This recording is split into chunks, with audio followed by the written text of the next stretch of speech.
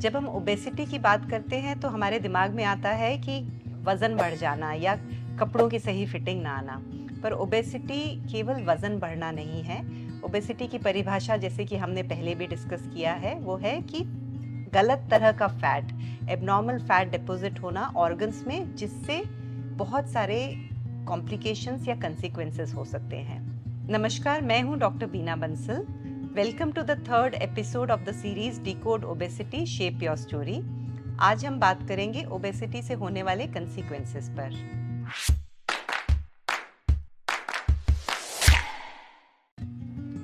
Obesity के बारे में बात करना और अवेयरनेस इतना ज़रूरी क्यों है? आज हम बहुत सारे सीरियस कॉम्प्लिकेशंस के बारे में बात करेंगे, पर हमारा मकसद न उससे डराना है, न स्टिग्मा क्रिएट करना है, बल्कि हम ये बात एम्फसाइज करना चाहते हैं कि ओबेसिटी मैनेजमेंट बहुत ज़रूरी है, क्योंकि ये बहुत सारी बीमारियों की जड़ है। आजकल की लाइफस्टाइल, जो हम हमेशा बैठे रहते हैं, और जो फास्ट फूड की अवेलेबिलिटी इंक्रीज़ हो गई है, जिसकी वजह से ओबेसिटी एक एपिडेमिक के तौर पे बढ़ रही है। ज़रूरी है कि हम उसको एड्रेस कर सकें, ताकि इससे होने वाले लिवर पे, डायबिटीज़, किडनी, हार्ट एक्सेट्रा बहुत सारी बीमारियां जो हमारी लाइफ को भी शॉर्टन कर सकती है, हम उनसे निजात पा सकें। ओबेसिटी से होने वाले परिणामों को हम 3 भाग में डिवाइड कर सकते हैं। एक है मेटाबॉलिक, दूसरा मैकेनिकल, और तीसरा साइकोसोशल या मानसिक। मेटाबॉलिक कॉम्प्लिकेशंस वो हैं जो फैट एबनॉर्मल जगहों में जमा होने की वजह से होते हैं। ये एबनॉर्मल फैट बॉडी में इन्फ्लेमेशन करता है और कुछ हार्मोनल चेंजेस करता है, जिसकी वजह से नंबर 1 डायबिटीज़ हो सकती है, नंबर 2 ब्लड प्रेशर बढ़ सकता है और कोलेस्ट्रॉल की मात्रा बढ़ सकती है, प्लस लिवर में एबनॉर्मल फैट जमा होने की वजह से उस पर काफ़ी सारे इम्पैक्ट आ सकते हैं, जिसे हम फैटी लिवर कहते हैं, जो आगे बढ़कर क्रॉनिक लिवर डिजीज़ या सिरोसिस का फॉर्म ले सकती है। ये सारी बीमारियां एक साथ मिला के हम एक टर्म यूज़ करते हैं, मेटाबॉलिक सिंड्रोम, जिसका एक कॉमन कंबाइनिंग लिंकेज है इंसुलिन रेजिस्टेंस।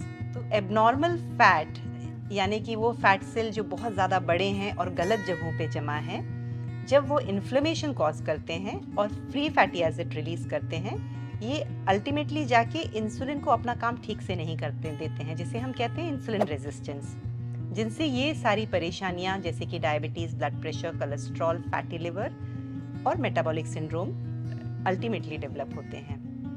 इंसुलिन रेजिस्टेंस की वजह से फीमेल्स में एक कॉमन परेशानी देखी जाती है, जिसे हम कहते हैं पॉलीसिस्टिक ओवरी सिंड्रोम। ये भी ओबेसिटी का एक कंसिक्वेंस हो सकता है। इसके अलावा गाउट और एक लेस नोन इन्फ्लेमेटरी प्रॉब्लम है, न्यूरो इन्फ्लेमेशन की वजह से ब्रेन का साइज श्रिंक होना या डिमेंशिया होना। मैकेनिकल कॉम्प्लिकेशंस हैं, वो फैट की वजन या मैकेनिकल प्रेशर की वजह से होती हैं, जैसे कि अगर टंग के आसपास या गले में प्रेशर पड़ता है तो रात में सांस लेने में रुकावट आती है, जिससे एक कंडीशन डेवलप होती है ऑब्स्ट्रक्टिव स्लीप एप्निया। पेट में प्रेशर की वजह से खाना उल्टा जाने लगता है, या रिफ्लक्स या गर्ड की प्रॉब्लम हो सकती है। जोड़ों पे मैकेनिकल प्रेशर हो तो लो बैक एक, घुटने में आर्थराइटिस, जॉइंट की मोबिलिटी रिस्ट्रिक्ट होना।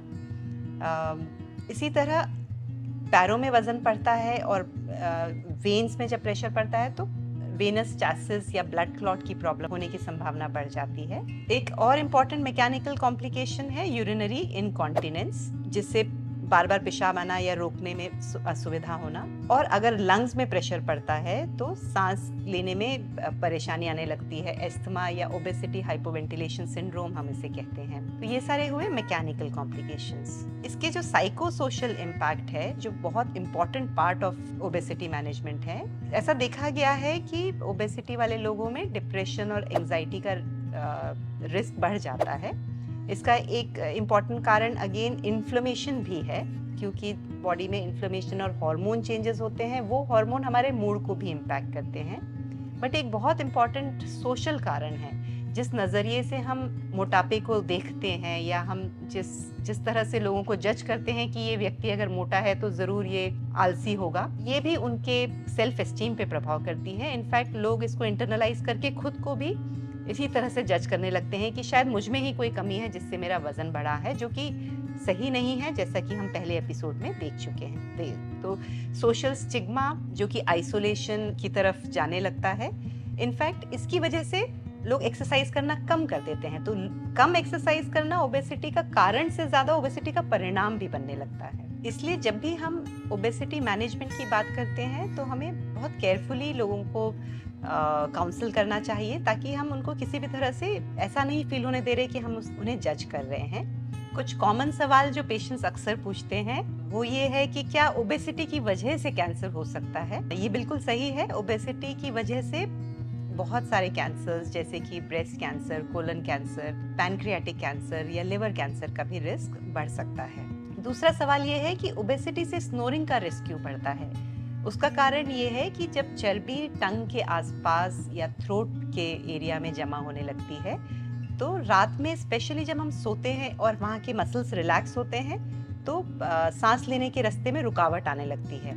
इसे हम ऑब्स्ट्रक्टिव स्लीप एपनिया कहते हैं और वजन घटाने से ऑब्स्ट्रक्टिव स्लीप एपनिया में काफ़ी इम्प्रूवमेंट दिखाई देता है। तीसरा सवाल, जब वजन बहुत अधिक होता है कई पेशेंट काफ़ी मायूस होकर आते हैं और उन्हें लगता है कि सर्जरी के अलावा कोई और ऑप्शन ही नहीं है। ऐसा नहीं है।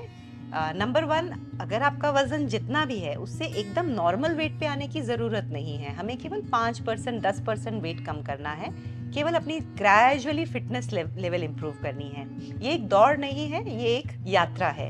बैरियाट्रिक सर्जरी एक अच्छा ऑप्शन है, लेकिन उसके पहले लाइफस्टाइल मैनेजमेंट प्लस आजकल बहुत सारी मेडिसिन भी हैं जो बिल्कुल सेफ हैं, जो आपका एनालिसिस करके ये देख के कि उसकी कितनी ज़रूरत है डॉक्टर्स आपको प्रिस्क्राइब कर सकते हैं। तो ओबेसिटी का मैनेजमेंट पॉसिबल है, इससे बिल्कुल भी मायूस होने की ज़रूरत नहीं है। अगेन बहुत सारे लोगों का सवाल ये रहता है कि ओबेसिटी का मानसिक हेल्थ पे क्या प्रभाव है। इनफैक्ट बहुत सारे लोग डायरेक्टली हमारे पास वज़न घटाने की बजाय मूड चेंजेस के साथ आते हैं कि हमें आजकल कुछ अच्छा नहीं लग रहा है, उठ के एक्सरसाइज करने का मन ही नहीं करता है, हम स्ट्रेस ईटिंग करते हैं। ये एक्चुअली ओबेसिटी के परिणाम हैं, कारण से ज़्यादा, क्योंकि वो थक हार चुके होते हैं और उनका सेल्फ एस्टीम लो हो गया होता है। तो ओबेसिटी और मानसिक हेल्थ का बहुत क्लोज लिंकेज है। Low self esteem, depression, anxiety, stress eating, ये सारी चीज़ें ओबेसिटी में कॉमनली देखी जाती हैं। बहुत सारे मरीज ये जानना चाहते हैं कि कैसे पता चलेगा कि बेली फैट हमारा ज़्यादा है कि ठीक है, क्या ये डेंजरस है। हम बार बार बात कर रहे हैं कि जो फैट गलत जगहों पे जमा होता है वो नुकसान करता है। हम इसे कैसे मेजर कर सकते हैं? एक आसान तरीका है, एक सिंपल इंच टेप लेके आप उसको अपने वेस्ट साइज को मेजर करिए। अगर वेस्ट साइज मेन में 90 सेंटीमीटर के ऊपर है या विमेन में 80 सेंटीमीटर के ऊपर है तो इसे हम एबनॉर्मल वेस्ट साइज कहेंगे, और सही एक्सरसाइज से और खाने में कुछ चेंजेस से हम इस पे वर्क कर सकते हैं। तो आज हमने जाना कि ओबेसिटी की वजह से क्या क्या दुष्परिणाम हो सकते हैं, क्या क्या कंसिक्वेंसेस हो सकते हैं। अगले एपिसोड में हम बात करेंगे कि कैसे मेडिकल प्रोफेशनल्स आपकी मदद कर सकते हैं ओबेसिटी मैनेज करने में। आशा करते हैं ये वीडियो आपको पसंद आया होगा। ऐसे ही हेल्थ रिलेटेड वीडियोस के लिए इस चैनल से जुड़े रहें।